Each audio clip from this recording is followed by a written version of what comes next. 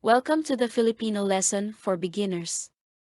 We shall learn the fundamental expressions of the Filipino language, basic grammar, and other aspects of the culture and language of the Philippines. Filipino is the official language of the Philippines, which is an Austronesian language. It derives great inspiration from Tagalog, which is the prominent dialect spoken across the vast stretches of the archipelago. The strategic location of the Philippines in the maritime Silk Route has contributed to the language being enriched through loan words from Indian, Chinese, and Indonesian languages in the ancient times. With the Spanish conquest and subsequent occupation by the United States of America, Spanish and English added to the language's flavor, making it the language it is today. The writing system also transitioned to the Latin alphabets during the same timeline. However, Baybayin. remains as one of the surviving ancient scripts of the Philippines, which is slowly experiencing revival in tiny pockets. We shall start by learning some basic greetings in Filipino. Kumusta? Is a basic greeting in Filipino language, which is barely equivalent to hello.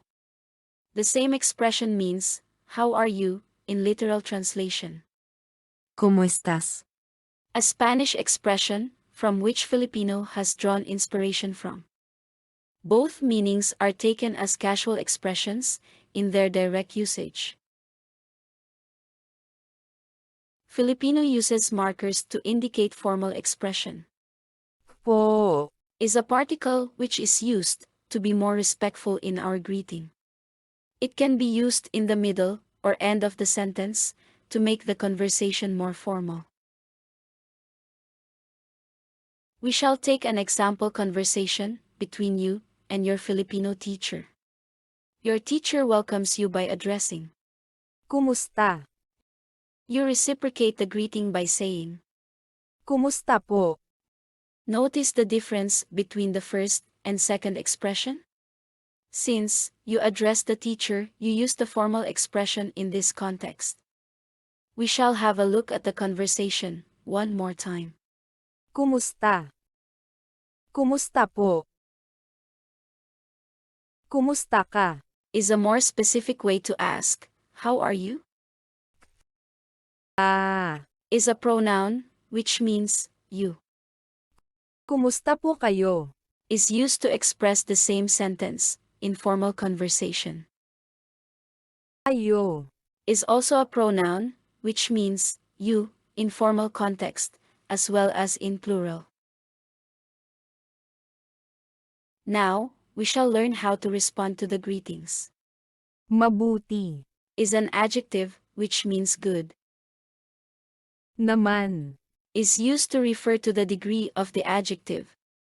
In this case, it takes the meaning, definitely, or certainly. Ako. Is a pronoun, which means I or me. Mabuti naman ako.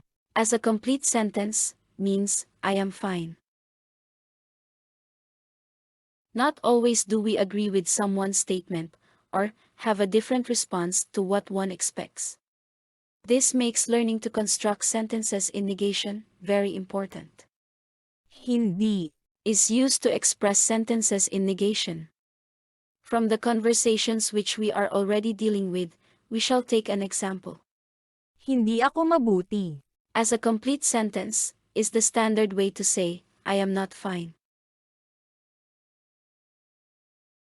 We shall deal with a couple of conversations to get a better understanding of negation. This is a conversation between you and your friend. Your friend asks. Kumusta ka? Reply spontaneously and inquire your friend too. Mabuti naman ako, ikaw. Ikaw. Also means you, in Filipino.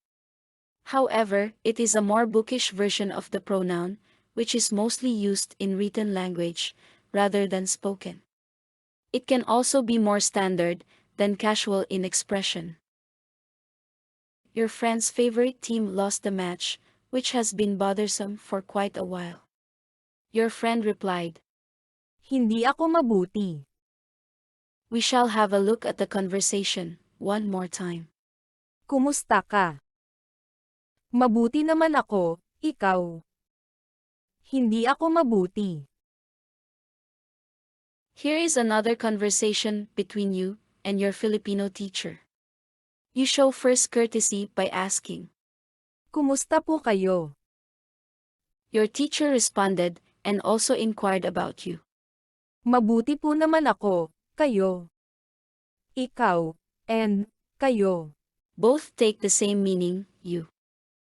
However, you have not been in the best of times recently, hence you replied. Hindi po ako mabuti. We shall have a look at the conversation one more time. Kumusta po kayo? Mabuti po naman ako, kayo. Hindi po ako mabuti. Now, we shall learn how to express gratitude in Filipino. Salamat. Is an expression which means thank you. It is derived from Indonesian language, around the time when Arab traders had great linguistic and cultural influence in Indonesia. Maraming. Is added before, Salamat. to make the expression of gratitude more sincere. Maraming salamat po. Thank you for the patient learning. We shall elaborate more on the conversations based on the expression of gratitude and its corresponding response in the next lesson. Stay tuned for more updates. If there are any doubts regarding the Filipino lesson, feel free to ask questions in the comments section.